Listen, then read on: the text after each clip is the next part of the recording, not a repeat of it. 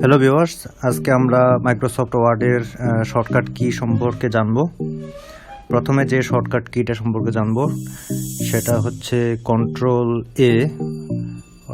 ডকুমেন্টের সব text select করার জন্য যে শর্টকাট কি ইউজ করা হয় সেটা হচ্ছে কন্ট্রোল+A, অর্থাৎ কন্ট্রোল বাটন চেপে ধরে এ বাটনে চাপ দিলে আমাদের ডকুমেন্টের সব টেক্সট সিলেক্ট হয়ে যাবে।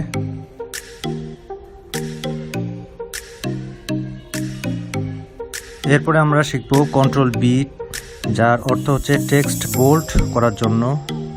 আমরা যে টেক্সটগুলো অলরেডি সিলেক্ট করে রেখেছি সেগুলোকে যদি আমরা বোল্ড করতে চাই তাহলে এখানে কন্ট্রোল চেপে বি চাপ দিলে আমরা এগুলোকে বোল্ড করতে পারবো। সিলেক্ট করা টেক্সট কপি করার জন্য আমরা কন্ট্রোল+C চাপ দেব, কন্ট্রোল চেপে সি চাপ দেব, তাহলে আমাদের সিলেক্ট করা টেক্সট কপি হয়ে যাবে। টেক্সট বা লেখাগুলি মধ্যখানে আনার জন্য আমরা যে শর্টকাট কি ব্যবহার করি সেটা হচ্ছে কন্ট্রোল+E, কন্ট্রোল বাটন চেপে ধরে ই বাটনে চাপ দিলে আমাদের লেখাগুলি মধ্যখানে চলে আসবে।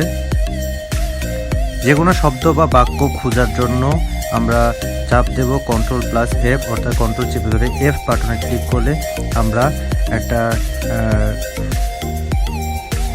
একটা ডায়ালগ বক্স ওপেন হবে। সেখানে আমাদের কাঙ্ক্ষিত শব্দটি লিখে এন্টার প্রেস করলে আমরা সেই বাক্যটাকে খুঁজে পেতে পারবো।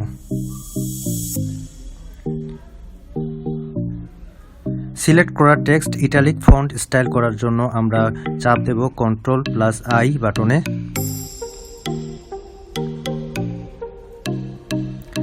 নতুন ওয়ার্ড ডকুমেন্ট খোলার জন্য আমরা চাপ দেব কন্ট্রোল+N বাটনে।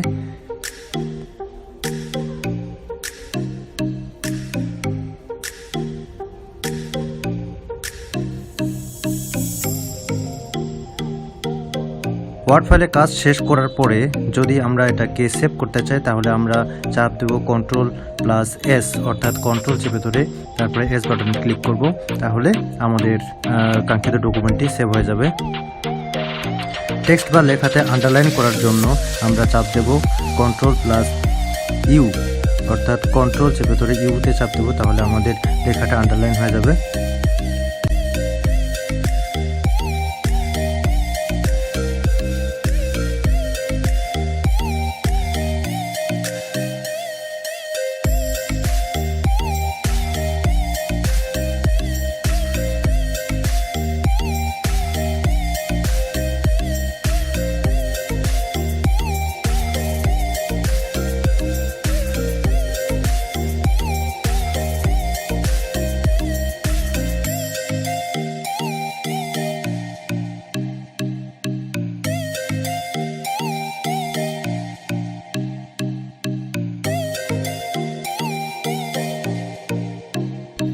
যে কোনো সিলেক্ট করা টেক্সট অংশ কাট করার জন্য আমরা চাপ দেব কন্ট্রোল+X বাটনে।